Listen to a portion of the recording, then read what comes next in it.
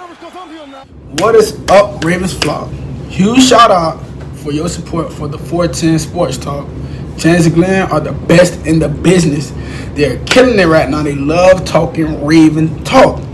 Make sure you go subscribe to their channel. Let's go Ravens. Big trust. Welcome in everyone to another episode of 410 Sports Talk. I'm Glenn Martin here with my co-host James Haskell and an old friend and a repeat guest of the show, Charles Goldman of the Chiefs Wire, joins us, and we're very thankful for your time, Charles. How you doing tonight? Not bad, not bad. Thanks for having me on, gentlemen. Yeah, absolutely. You know, when you're a repeat guest that you've made it. You've really made it. You know, when you get to come on 410 Sports Talk more than once. That's right. It's not about as exclusive as it gets. You and Jeff Risdon, man, you guys are the top of the top. Man, I tell you what. If I'm ever in the same company as Jeff Risdon, I know I've made it. There you go. That's awesome. Absolutely. So, all right, we're going to get into this. It's a big matchup. Obviously, the Chiefs coming off an awesome win over the Cleveland Browns, and thanks to the Chiefs for that one, because certainly looks like they will be the competition.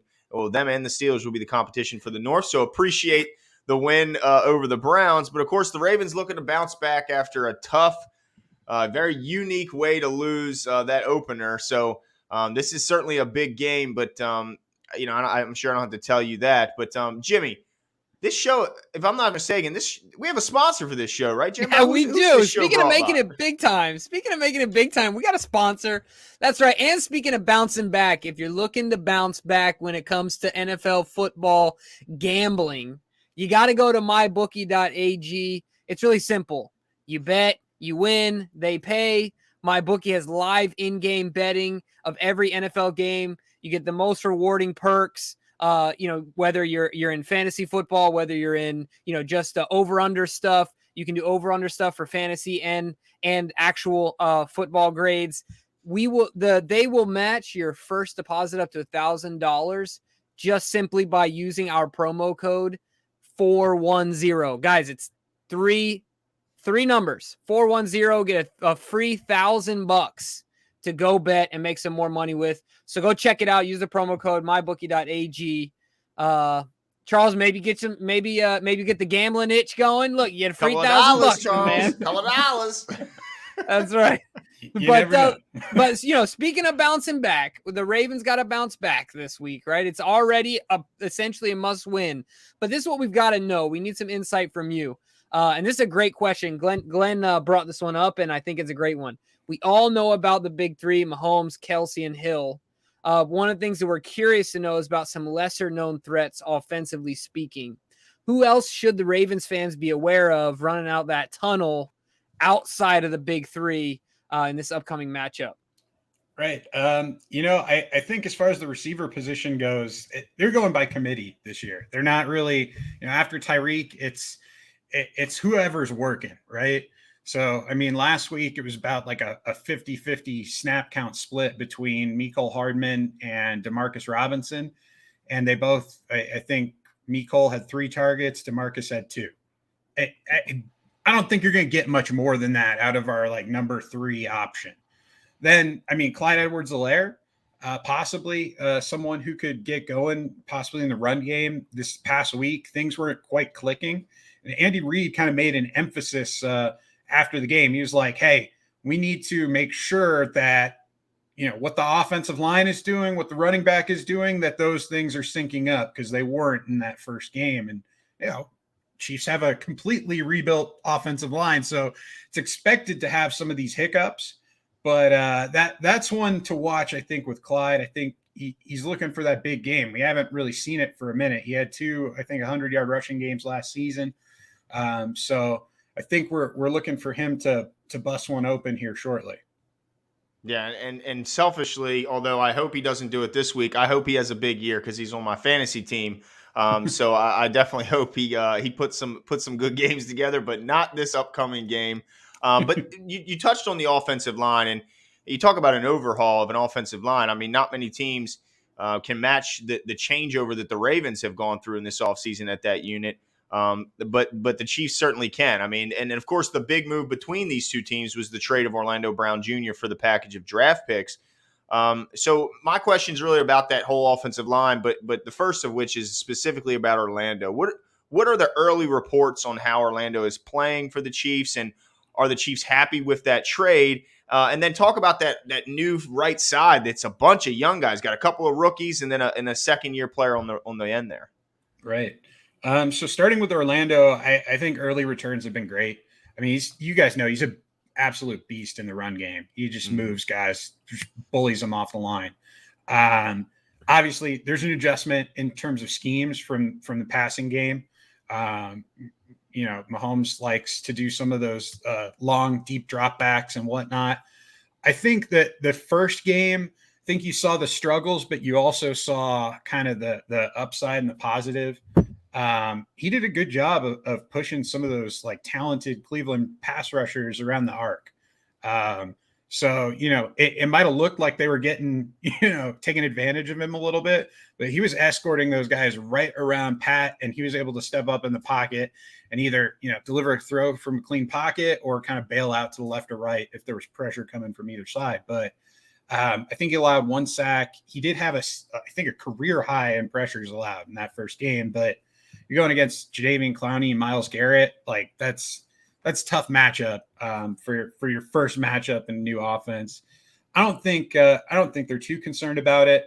But I mean, and you guys know how like high of a standard he holds for himself. He talks about, his dad playing left tackle and whatnot, and him finally getting his opportunity to play in the NFL at the left tackle position. So I think that's a big deal for him. And I think things are only going to go up from here. As for the rest of the offensive line, I mean, they've got 5 new starters, guys, like all 5 completely new. Joe Thuney, as advertised, a left guard, he has been fantastic. The whole right side from center on down, they're all basically rookies, right? You got Creed Humphrey out of Oklahoma, 2nd round draft pick. You got the 6th round draft pick, Trey Smith at right guard.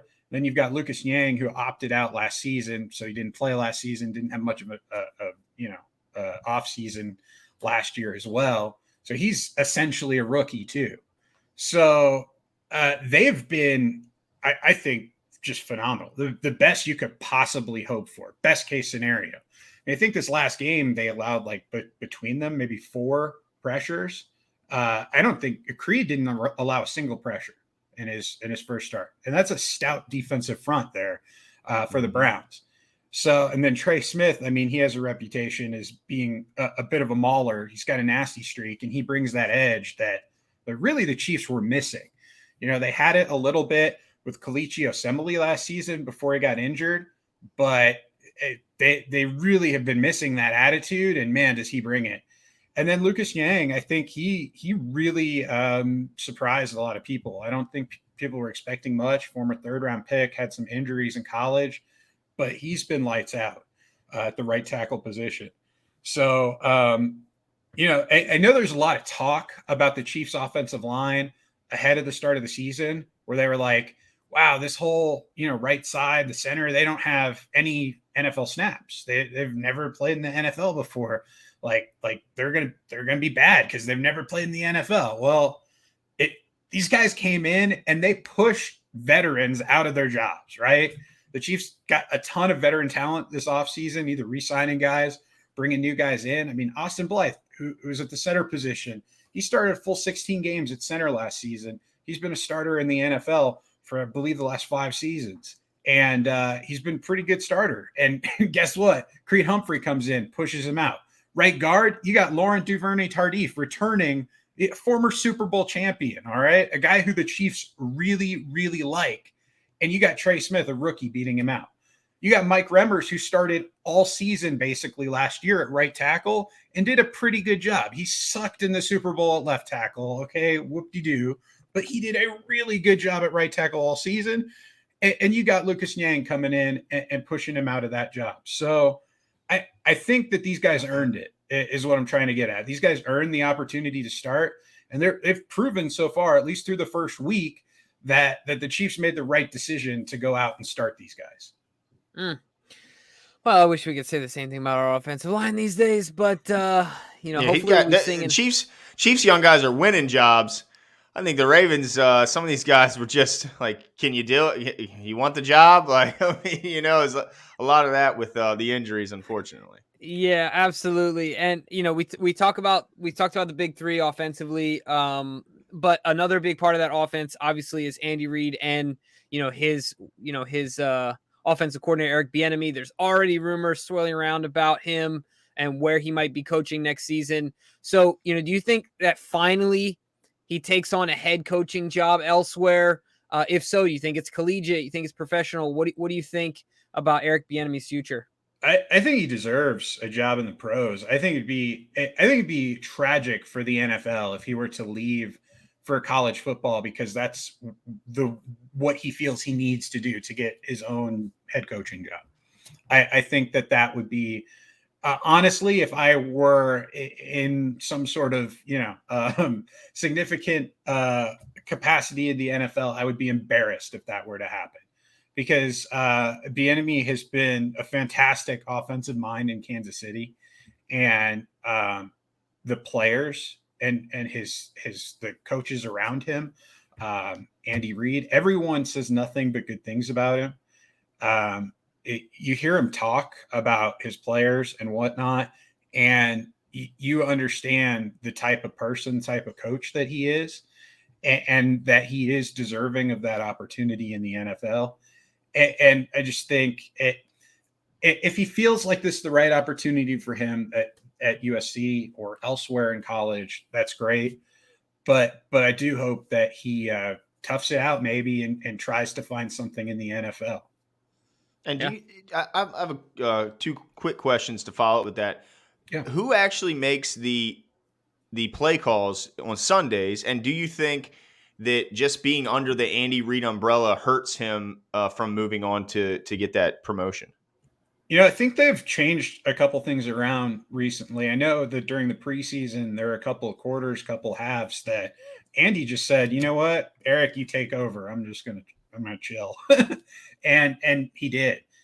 He took over and he did a pretty good job. The Chiefs went, undefeated in the preseason. So and if you'll notice, you see Eric and you see Andy on the sideline. They both have the play sheet. They both have it there. They're both communicating constantly. And one thing I noticed when I was at the game this past week, in fact, is that sometimes when Andy would go to the sideline when the defense was on the field and talk to Patrick, sit down next to Patrick, talk about some things with him and Mike Kafka, he would leave Eric Bieniemy up there in charge and kind of watching over. I mean, obviously the defensive stuff's going to be, left to Spagnuolo, but say there's a quick turnover, Andy's sitting on the bench, Bieniemy's going to be the guy who's getting the guys on the field and, calling in that first play. He has that type of trust in Bieniemy to kind of let him do that. And to let him take over at any given moment. And I wouldn't be surprised if at some point this season, we find out that, hey, Eric's calling X, Y, and Z plays. So we'll find out kind of as the season goes. And then, I'm sorry, what was you had another question? Well, I was just wondering if that Andy Reid being there hurts his chances because maybe they give Andy the credit of that offense and not Eric. I don't think so. I think that's just a cop-out, that type of thing, really. One of the things you hear when a guy doesn't get a job, right? Yeah. But I think that having Andy there really can only help him. Because you look at Andy Reid's coaching tree, it's one of the most successful in NFL history, right? No doubt. Yeah. I mean, even recently, two people from his tree have gone on to win Super Bowls. So it's just I think having Andy Reid there and having that support system, I think that's more than beneficial for him. Yeah, Gotcha. I think I agree with you. I think the benefit outweighs any sort of negative effect that it could have being too close to Andy Reid. But with this upcoming game, we've talked about the offense. The Chiefs' defense, of course, as always, doesn't get the attention the offense gets. Certainly has its share of star power, of course. I know, and Glenn as well as yourself, that the Chiefs were forced to play last week without some key players. Frank Clark, of course, Tyrann Mathieu. how are you guys looking from a defensive standpoint for this upcoming week? Right. I think the thing you're going to hear from Spags in practice this week is tackle. We're the second worst tackling team in football in week 1. We had 12 missed tackles. The only team that had more was the Indianapolis Colts. 5 of those missed tackles were from Daniel Sorensen, who, I mean, he had a big play in the game, but he's a veteran. I'm just surprised that 5 of them came from Dan. But yeah, well, he went to BYU. Yeah, right. So, but anyhow, I mean, I think you're going to hear an emphasis on tackling. They need to do a better job against the run. They were, I mean, Kareem Hunt and Nick Chubb are fantastic. So I think anyone's going to struggle against them, but they were particularly bad against the run.